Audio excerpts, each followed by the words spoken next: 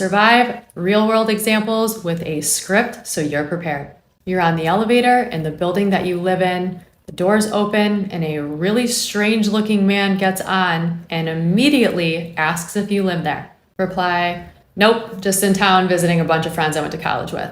No, I'm just in town visiting my 3 brothers. No, I'm meeting my boyfriend and all of his friends.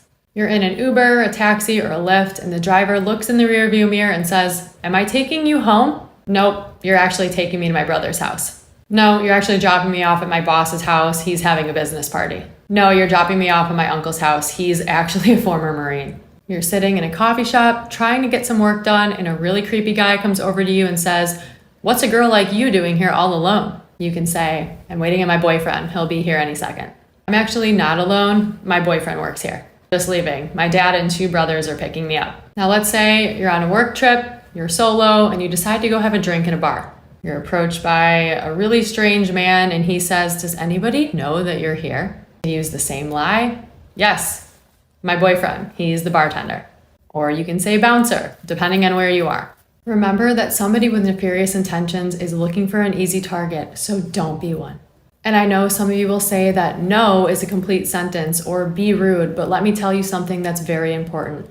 You're lying to de-escalate a situation, to prevent it from blowing up altogether.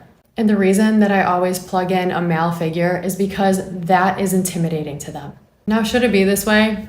Absolutely not. But unfortunately, in the world that we live in, it is. And lie to survive is something that I've personally practiced since I was a really, really young girl. To reiterate, that lie that you're serving in a very nice way is to try to just escape the situation unscathed. The lie is used as a first line of defense.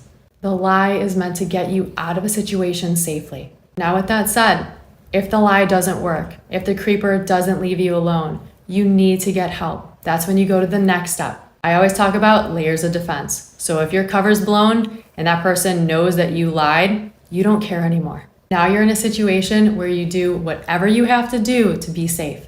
You now want to find a way to safely leave, and remember, never leave alone.